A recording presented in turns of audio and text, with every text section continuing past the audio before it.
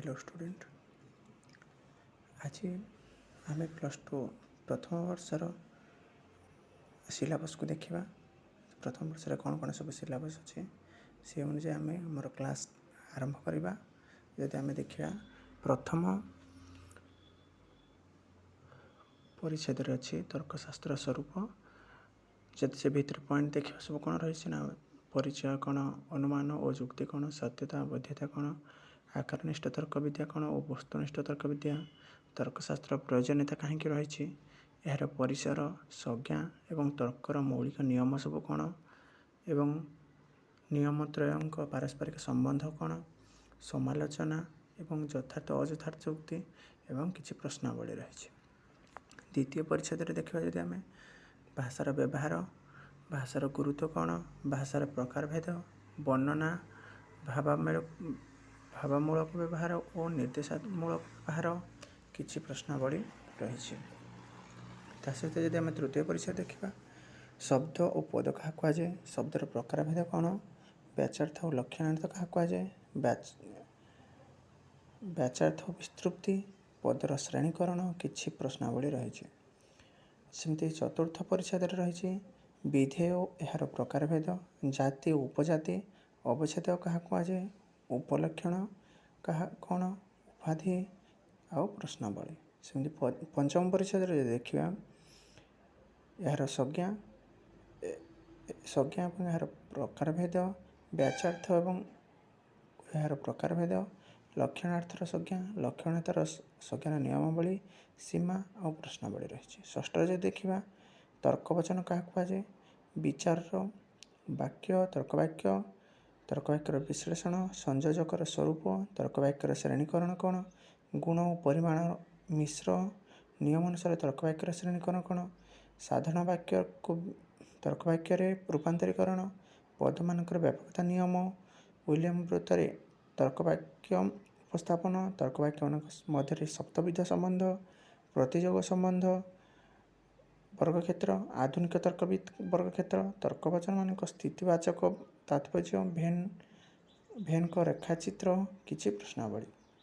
सेमती आम जदि अष्टम परिच्छेद को देखा सप्तम परिच्छेद को देखा आरोहण मानर स्वरूप। आरोहण मान कौन कौन सब पॉइंट रही ना यार परिचय, आरोहण मान पुरातन और नूतन मत, प्राथमिक आरोहण मान लक्षण, गुण एवं आरोहण मान लक्षण, आरोहण पद्धति, आरोहण मान समस्या, अवरोहण मान और आरोहण मान मध्य संबंध एवं प्रश्नावली।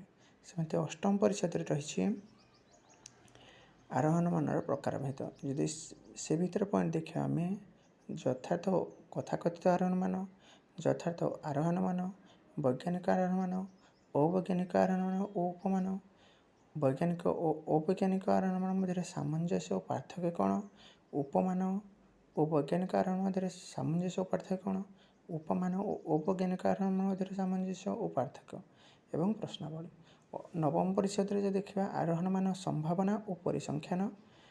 जदि पॉइंट देखा संभावना कौन, संभावना प्राचीन तत्व, स्वतःसिद्ध तत्व, पुनरुक्ति तुलनात्मक तत्व, संभावनामूलक प्रयुक्ति, परिसंख्यानमूलक जुक्ति, त्रिपदी जुक्ति, नमूना संग्रह, नमूनार माप, सबल और दुर्बल नमूना, नमूना आधारित जुक्ति कौन, नमूनार उत्कर्ष अपकर्ष एवं प्रश्नावली रही।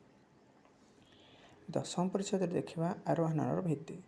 आरोहण मान आकारगत भित्ति, प्रकृति एक रूपता नियम और कार्यकारण नियम कौन, आरोहण मानकर वस्तुगत विभित्ति, पर्यवेक्षण पर्यवेक्षण और परीक्षण मध्य सादृश्य पार्थक्य कौन रही एवं प्रश्नावली।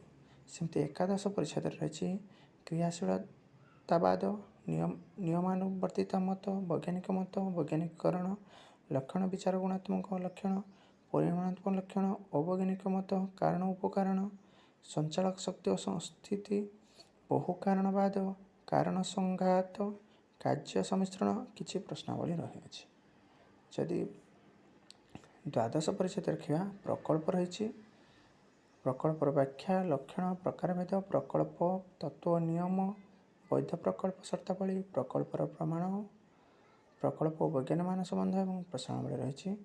त्रयोदश अध्याय भारतीय दर्शन स्वरूप, दर्शन कौन, भारतीय दर्शन वैशिष्ट्य, ଭାରତୀୟ ଦର୍ଶନ ଓ ନୈରାଶ୍ୟବାଦ କ'ଣ, କର୍ମବାଦ କ'ଣ, ନିଷ୍କାମ କର୍ମ କ'ଣ, ପୁରୁଷାର୍ଥ ଚାରି ପ୍ରକାର, ଧର୍ମ ଅର୍ଥ କାମ ମୁଖ୍ୟ, ପୁରୁଷାର୍ଥମାନଙ୍କ ମଧ୍ୟରେ ସମ୍ପର୍କ କ'ଣ ରହିଛି, ନୈତିକତା, ମୁକ୍ତି ତତ୍ତ୍ୱ, ଭାରତୀୟ ଦର୍ଶନ ଶ୍ରେଣୀ ବିଭାଗ ସବୁ ରହିଛି ତ୍ରୟୋଦଶ ପରିଚ୍ଛେଦ। ସେମିତି ଚତୁର୍ଦ୍ଦଶ ପରିଚ୍ଛେଦରେ ଜୈନ ଦର୍ଶନ, ଦୁଇ ସମ୍ପ୍ରଦାୟ, ଜ୍ଞାନତତ୍ତ୍ୱ, ଅନେକାନ୍ତବାଦ, ସ୍ୟାଦବାଦ, ସପ୍ତଭଙ୍ଗିନୀ ଆଉ ସମାଲୋଚନା ହେଇଛି। ସେମିତି ପଞ୍ଚଦଶ ପରିଚ୍ଛେଦରେ ରହିଛି ବୌଦ୍ଧ ଦର୍ଶନ, ଗୌତମ ବୁଦ୍ଧ, ତାଙ୍କର ଆର୍ଯ୍ୟ ସତ୍ୟ, ପ୍ରତୀତ ସମ୍ପଦ ବିଷୟରେ ବର୍ଣ୍ଣନା କରାଯାଇଛି।